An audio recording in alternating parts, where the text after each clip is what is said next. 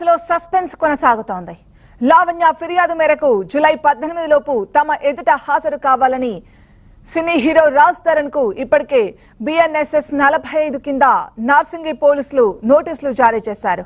అయితే ఇవాళ Raj Tarun police station కు వస్తాడా లేదా అన్న దానిపై సందేహాలు నెలకొన్న నేపథ్యంలో నార్సింగి పోలీసులకు నటుడు రాజ్ తరుణ్ న్యాయవాది ద్వారా సమాధానం పంపాడు. పోలీసుల నోటీసులకు లాయర్ ద్వారా రాజ్ తరుణ్ సమాధానం పంపించాడు. తను అందుబాటులో లేనని, విచారణకు హాజరు కాలేనని రాజ్ తరుణ్ తెలిపాడు. అయితే రాజ్ తరుణ్ ను పోలీసులు వ్యక్తిగతంగా విచారణ చేయాలని చెబుతున్నారు. లాయర్ ద్వారా సమాధానం పంపడంతో రాజ్ తరుణ్ కు మరోసారి నోటీసులు ఇచ్చే అవకాశం ఉన్నట్లు తెలుస్తోంది.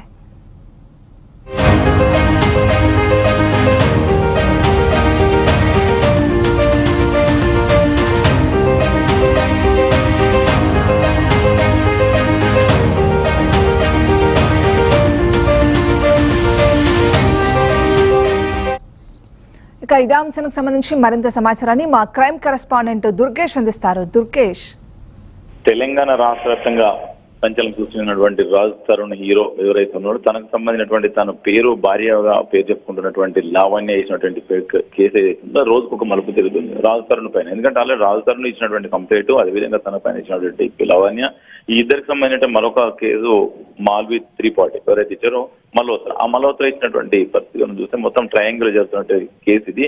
దీంట్లో ఒక్కొక్కరు ఒక విధంగా మాట్లాడుతున్న పరిస్థితి. కానీ మొత్తం మీద లావణ్య ఇచ్చినటువంటి టెక్నికల్ ఎవిడెన్స్ ఏదైతున్నాయో నార్సింగ్ పోలీసులకు ఇవ్వడం జరిగింది. తను పెళ్లి చేసుకున్నటువంటి ఫోటోలు కానివ్వండి, తను మాట్లాడిన చాటింగ్స్ కానీ, తను అబర్షన్ చేయించినటువంటి హాస్పిటల్ బిల్స్ కానివ్వండి, ఇవన్నీ కూడా పోలీసులకు ఇవ్వడం. దాని పోలీసులు కేసు నమోదు చేసుకొని BNSS 45 నోటీసు కూడా జారీ చేయడం. నోటీసు ఈ రోజు 18 డేట్ నాట్ రమ్మని చెప్పేసి డైరెక్ట్ గా పోలీసులు చెప్పడం జరిగింది. అయినప్పటికీ తాను కుదరడం లేదు, నేను తను అందుబాటులో లేను అని చెప్పి తనకు సంబంధించినటువంటి అడ్వకేట్ ద్వారా పోలీసులకు సమాచారం ఇవ్వడం జరిగింది. ఎందుకంటే వాళ్ళు ఖచ్చితంగా తను వస్తే పర్సనల్ గా వచ్చి ఇన్వెస్టిగేషన్ లో పాల్గొనాలని చెప్పేసి పోలీసులు చెప్పినట్టు మరొకసారి కూడా నోటీసు ఇచ్చి ఖచ్చితంగా పోలీసులు ఇన్వెస్టిగేషన్ చేయాల్సిన అవసరం ఉందని చెప్తాను. ఎందుకంటే ఆల్రెడీ తనకు చెప్పడం జరిగింది. ఎందుకంటే ఉన్నటువంటి టెక్నికల్ ఎవిడెన్స్ ఏదైతే ఉందో ఆ టెక్నికల్ ఎవిడెన్స్ ద్వారానే కేసు నమోదు చేసిన పరిస్థితి. కానీ ముందస్తుగా నోటీసు జారీ చేశారు.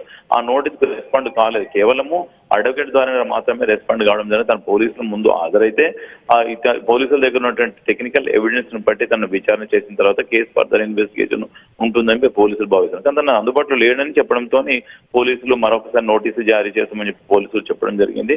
ఈ యొక్క కేసు మొత్తం మీద ఒక్కొక్క రోజుకు ఒక్కొక్క డ్రామాగా తిరుగుతున్న పరిస్థితి. ఎందుకంటే ఆ ట్రయాంగిల్ తిరుగుతాను చెప్పి ఒక పక్కన మాల్వి మల్హోత్రా కానివ్వండి, అదే పక్కన లావణ్య కానివ్వండి, రాజ్ తరుణ్, ఇదంతా కావాలనే లావణ్య చేస్తుంది. లావణ్య నేను పెళ్లి చేసుకోలేదు, లావణ్య కేవలం డ్రగ్స్ అడిక్ట్ అయింది, డ్రగ్స్ కేసులో ఉన్నది, తను కావాలనే బెదిరింపులకు పాల్పడుతుంది, తనను బ్లాక్ మెయిలింగ్ చేస్తుందని చెప్పి తను చెప్పుకుంటూ రావడం జరిగింది. కానీ ఆమె మాత్రం తనను పెళ్లి చేసుకున్నాడు, తనకు ఆపరేషన్ కూడా చేయించాడు అని చెప్పి తను కూడా పోలీసులకు ఫిర్యాదు చేసింది. ఆ ఫిర్యాదులో భాగంగా మొత్తం ఎవిడెన్స్ కూడా పోలీసులకు అందించానని చెప్పి చెప్పినటువంటి పరిస్థితి. 4 పేజీల కంప్లైంట్ రాసింది.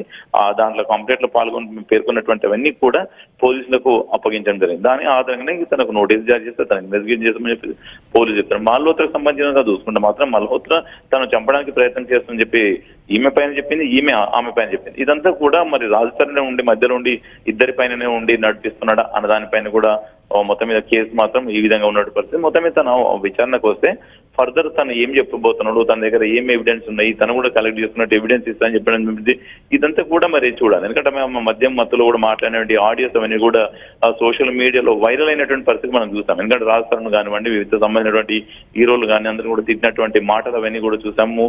భూత్ పురాణం మాటలు అవన్నీ కూడా వాయిస్ చూసాం. అవన్నీ కూడా సోషల్ మీడియాలో వైరల్ అవుతుంటే ఆమె మళ్ళీ రెచ్చిపోయి మరి అవన్నీ సంబంధించినటువంటి టెక్నికల్ ఎవిడెన్స్ కూడా పోలీసులకు అప్పగించిన పరిస్థితి మనం చూసాం. ఇదంతా కూడా తను వచ్చిన తర్వాత ఫర్దర్ ఇన్వెస్టిగేషన్ చూడాల్సిన పరిస్థితి ఉంటుంది.